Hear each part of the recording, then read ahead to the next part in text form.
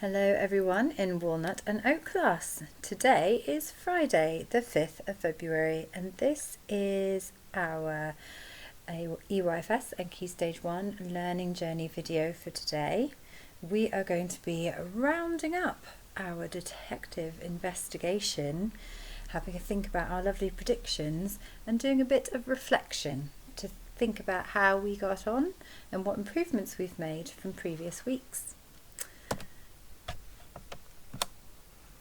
So, of course, looking at our learning question, hopefully we have now feel like we've got to the bottom of what happened last Tuesday around 8 p.m. Today's learning objective is this down here. It says, I can reflect on my detective work and say how I have improved my writing. So those of you that have completed your task from yesterday, Thursday, you would have actually been asked to write your report of what you think happened, or do a full police report describing all of the various different clues and the evidence that you have found.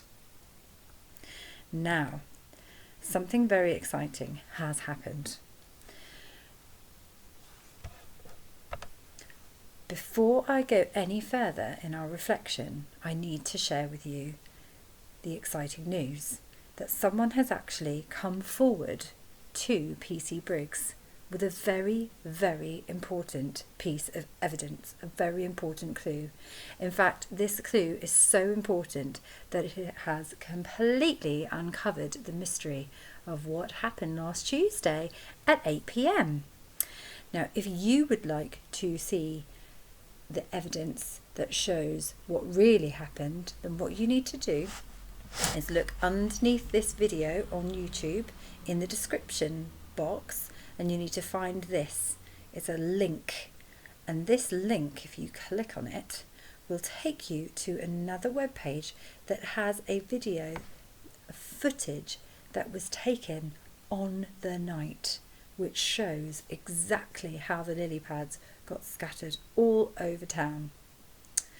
So you might want to pause this video now, find that link and go ahead and watch the CCTV footage that was taken of this very event. It's very exciting, children, and it's going to really pull all those clues together. Let's see how close your predictions were.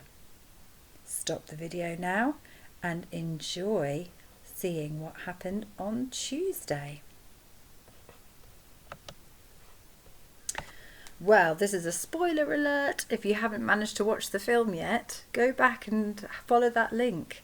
But otherwise, let's talk about what we actually saw. Oh my goodness. Who out of everybody who made a prediction, who managed to guess that it was actually frogs floating around Totnes on their lily pads causing havoc? Look at these cheeky guys. Look at them having a great time floating around on their lily pads past the houses and around the town. No wonder there were lily pads scattered all about the place. Look, there was hundreds of them. Well, they must have had a really, really jolly time, and they must have been very disappointed when the magic mysteriously wore off. How do you think their lily pads started to fly? Was it magic? Maybe I was right. Maybe it was those aliens causing the lily pads to float in the air. Well, that's a part of the mystery that nobody still has been able to discover. Nobody quite knows. Maybe you've got some theories about that as well. How very exciting. Right, we're going to move on now, and we're going to start looking at how we think we did when we were unpicking the mystery. Let's start by looking at our detective skills. I want you to take this time to reflect on how we think we were at using our detective skills. Do you remember those skills that we talked about? We had our looking skills, so observing, looking around us to see what we can notice. So I just want you to think about how you think you used your looking skills. You might want to pause the video here and talk to your grown-ups or whoever's there with you doing the work with you about what you were able to notice, what clues you were able to find by observing and looking very carefully. You could even use this stem sentence, this sentence starter, and write down and record your thoughts about how you used your looking skills. This one here. I used my looking skills to... Okay, so you can finish the sentence by writing what you did, what you noticed when you were using your looking skills. And then you can use a smiley face rating as well to show how well you think you used your looking skills. So yes, I did really, really well. I looked really carefully and spotted lots of clues. You might give yourself a smiley face. Not sure. I don't think my looking skills helped me very much in finding clues. You might give a straight face, or no, I definitely didn't use my looking skills very well. I missed a lot of important clues. You might give yourself a sad face. What about your listening skills? Now, you remember on the class story on Class Dojo, I posted another clue on Wednesday. That's right, and that was an audio recording, so it's just the sound. Did you listen very carefully to those sounds? Did you manage to hear the croaking and creaking noises? Did you work out that they were frogs, as we saw in the video just now? Well, if you did, then you might want to give yourself a smiley face, that if you identified that there were definitely frogs in the background there. A straight face if you maybe used your listening skills a bit, but still missed some important clues. And maybe a sad face if you didn't pick up on any of those clues about the frogs croaking in the background or anything like that. And then if you want to push yourself, really challenge yourself, or if you're in year 2 and working on your writing skills, you might want to record your thoughts by writing this sentence. I used my listening skills to, and then what is it that you found when you stopped and had a really good listen to our audio recording? How did you do with your, what was this one? What did we do here? What does this mark, this wiggly line with a dot? That's right, it's a question mark. How did your questioning skills help you?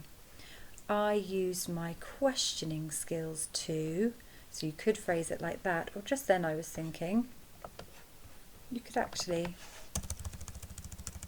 use this sentence starter about questioning.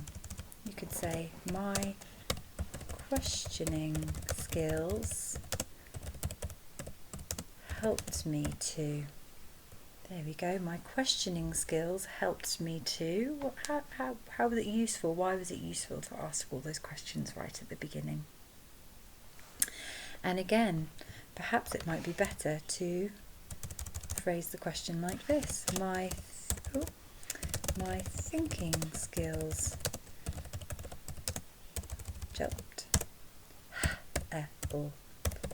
helped me to. My thinking skills helped me to. What benefit was there with you when you were stopping to have a really good think and not just rushing through? Did you do it well? Do you think that that's something you could do a bit better? Do you think actually that's something, maybe a skill you really need to work on? Really stopping and giving the learning journey some time to really think about what it is you're doing, and what does it help you to do when you actually do stop and have a really good think about what you're meant to be doing. Okay, so that's how you can rate and reflect on your detective skills. But what else? What other elements were there in this particular project? What else were we asked to do, or what other challenges did we face that we might need to just stop and have a think about and reflect on? Well, here we're going to have a little think about our predictions. So we used our detective skills and we made a prediction about what we think happened based on the clues we had. But I wonder how good your predictions were. How close were you to the actual truth? So what we're going to do is we're going to use our rating system from 1 to 10. This is, I'm going to make that a bit smaller so you can see it a bit more clearly. This is exactly the same rating that you used with Miss Lyons. So you might recognise it from our previous learning journey. Oh, I had to really think then, I couldn't get my words out. So in our previous learning journey we used the 1 to 10 rating, and we're going to try that again. So for example, if I had made this prediction, what would I give myself now that I know the truth, what really happened? How close was I? It's kind of like a hot and cold. So if I was really, really close, if I made a really, really good prediction, I might give myself a 10. If my prediction was not particularly good, I was miles away, not close at all, I might give myself a 1. So here we go. Aliens from outer space left the lily pads around town. Well, we know it wasn't aliens from outer space. We know it was, that's right, it was those cheeky froggies. So I'm not going to be able to give myself a 10. Now, the lily pads did mysteriously float in the air. How did they start floating in the air? I suppose it could have been aliens that gave them the, maybe made the lily pads levitate. That means float. So there could be some truth in it. I think I'm going to give myself a 3 for that prediction. It was okay. Not the best prediction, perhaps not the worst. I'm going to give myself a 3. What about this one? Birds carried the lily pads and left them there. So birds carried the lily pads up, floated them up in the air, carried them and dropped them all around the town. Well, it wasn't birds. We didn't see birds doing it. They were frogs. But it was a good guess to think of a different animal, an animal that might have scattered them around. And of course, birds is a pretty good guess because birds could pick things up with their feet and then fly and drop the lily pads from a height, which is kind of what happened. They were dropped down from floating in the air. That's not such a bad suggestion at all. I think I'm going to give myself a 7 for that one. Yeah, 7.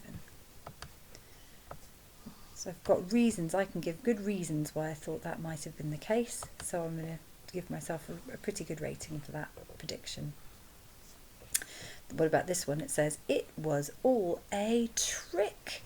There were no lily pads. So if you think maybe someone made it up, completely made it up, and there was no evidence of lily pads at all, maybe that was your prediction. Well, we did certainly have some clues. We definitely had some clues. And actually, if you remember the picture at the very end, there was a detective, police officers and lots of witnesses that saw that there were lily pads that were scattered around. However, I didn't see any personally, or you might be thinking I didn't see any personally. Miss Broach certainly did. I saw some in each of our gardens. So that's certainly not my prediction, but if that was your prediction and you didn't see any lily pads, you might want to give yourself a 2, because although you didn't see any, other people did. So we're pretty sure that it did actually happen. And then finally, what about this one? Frogs had a lily pad fight and threw them everywhere. So a bit like a food fight, they were having a fight with their lily pads and throwing their lily pads at each other, having a right jolly old time. And that's how the lily pads got scattered around the town. Well, that's pretty close because, of course, we've talked about frogs there. You know, frogs did scatter them around. They didn't have a fight with them. They weren't having a lily pad fight, but it was their fault that they were scattered around Totnes. So I'm going to give that prediction a good rating. I'm going to give that a 9. That was pretty close, I thought, to the actual truth. So there you go. Now you'll just have one prediction to rate. What do you give yourself out of 10? How close were you? And why do you think that you were close or not close? You could use this sentence starter to write a sentence to back up your rating that you've given yourself. It goes like this. I think my prediction was, and then here you would write either good or bad. I would think it's a good prediction because there's that important word that we've talked about this week and in previous weeks that gives us the extra information and explains why, because it's a really important connecting word. Or you might write, I think my prediction was bad, was not a good prediction, or was poor, you might say as well, because. So you're always going to make sure that you're backing up what you say with your reason why. So if you are in Oak class in year 2, you want to make sure that you're including your explanation sentence as well. Okay, brilliant. Well, once we've rated our detective work and our predictions, there's one more thing that I'd like us to look at today. And that is your final piece of writing. How are we going to rate our final piece of writing? Well, last week you did a piece of writing with Miss Lyons and you used your success criteria with a target that you gave yourself, that you chose for yourself. This week, I'd like us to look at those targets again and think about whether or not we have managed to achieve them, whether we've made improvements from last week. So, for example, if I was doing the red task in this particular week, I would have written a full report. So I'm going to use my report about the cat as my example that I'm going to show you. Now, last week my target was this one here. I was practicing my capital letters. I felt pretty confident about that, so I decided to focus this week on my next one up, which is some describing words, some adjectives, making sure I'm putting lots of detail in there. Now, what I'm quickly going to do is scan my work and make sure that my original target from last week has been achieved, and I've continued to do that this week, because what we don't want is to work on it one week and then forget it the next. So we're going to review it quickly. So capital letters at the beginning of sentences, and also, oh look here, I've done a good job there, look. There I've put one for his name as well. His name is Tom and I've used a capital letter there. So well done, Miss Broach, well done. A ginger cat by the name of Tom, yes, well done me. He could be lost or stolen, there's another capital letter. I'm just going through and I'm underlining where I've used capital letters in the colour, the matching colour that I've chosen to highlight my target, to show, oh, there's Mr. Wellington, there's his name, oh, well done, I've used a capital letter there. EYFS is the abbreviation of Early Years Foundation Stage, I've used capital letters for that. And for beginning of my sentences, so every time I've got a full stop, I've got a capital letter next. Oh yes, look at that, I can't spot a single place where I have forgotten a capital letter, a single instance, so I'm going to give myself a really big tick for that. I have done a really good job at proving that I've really got that target under my belt, and I'm remembering to do it in my writing each time. So my next target that I'm going to move on to is description. Have I used enough description? Or is there somewhere that I could add some descriptive words in when I go back and review my writing? So I'm going to make sure I've used some adjectives and put plenty of detail in my paragraphs. This one says here, a ginger, there's a description, brilliant. A ginger cat by the name of Tom has gone missing. He could have been lost or stolen. Okay, the next part says he was last seen last night at 6 p.m. in the Forest School area at Totnes St John's.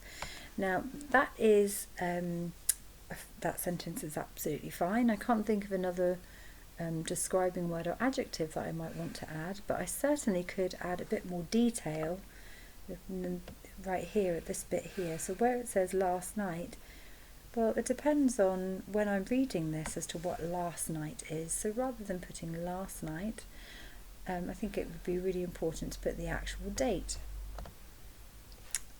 I'm going to use the date of the investigation that we were looking at, which was last Tuesday. Oh, let me quickly check what the date was there. Can you see? Last Tuesday, that's this Tuesday, was the wrong month. 26th of January, so that's the date that I'm going to use. So I'm going to be really specific. It was seen on the 26th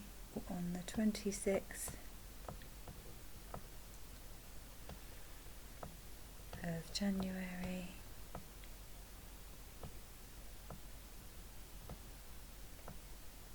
It's a bit hard to write like this. You'll have hopefully a bit of an easier time with your pen and paper. Okay, so I'm just doing a little bit of editing of my work there and deciding that instead of saying last night, I would actually use the proper full date, the 26th of January 2021 perhaps, to be very specific. and then it says at 6 p.m. in the Forest School at Totnes St John's. The final paragraph, Mr. Wellington saw him chasing birds in the EYFS playground. Then he heard a mewing noise coming from a tree. I can think of a few describing words I could add there. Maybe he heard a... let's see, I'm going to do a little star because I can't quite fit it in there. Maybe he heard a high-pitched mewing noise. High pitch, that means a really squeaky kind of sound.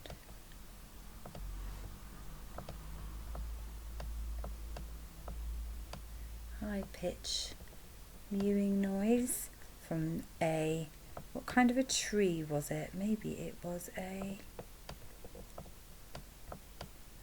tall tree. Just a little bit more detail makes my writing a bit more precise and also more interesting. He tried to see if he could spot the cat, but it was too dark. I wonder if there's a clever way that I could say too dark. Maybe I could say it was this phrase here. Have you heard this before? To describe when it's really, really dark. I could say it was pitch black. Pitch black, that means it was really, really, really dark. Mr. Wellington did notice claw marks on the tree trunk. Okay, so there we go. I've done a bit of editing, a bit of improving my work based on my new target, which is adjectives and description. And then I'm going to actually just record a sentence to review how I think I did. So I might write, last week my target was, and I would state my target was capital letters. And then I might go on to explain, I think I did this target really well. I have checked my work from this week and I've included all of my capital letters to start all of my sentences and for proper nouns. So this week my target was, or my target is, because it's this week. There we go, editing as we go, always important, even for teachers. This week my target is, and then I would say adjectives, including adjectives and descriptions. And then I could add another sentence to say, I have edited my work and added in some extra description to make sure I have achieved my target. Something like that. That's just an example. So even if you are in Walnut class, you can still just have a think and a chat with your grown-ups about your targets from last week using Fred Fingers, and then consider if you think you're ready to go on to writing more full sentences using finger spaces, or if you think, actually, I think I need to stick with my Fred sounds a little bit longer until I've really got the hang of sounding out the words. So if you are in Walnut class, you might just want to be having this conversation with your grown-ups and having a really good look at what you've done and how you think you've achieved what you set out to achieve. And of course, if you're in Oak class, especially if you're in year 2, you would look at doing a bit more of an in-depth reflection or review of your work. And then anyone in between, you would be able to choose where you would like to pitch your evaluation of your work. Of course, your teachers will be looking at everything that you post up on Dojo, so do post any of your editing, any work that you've edited, and also post a comment. You can either record yourself talking about your work, or you could write a little note to your teacher to say how you think you've done, and then they'll be able to give you some feedback as well.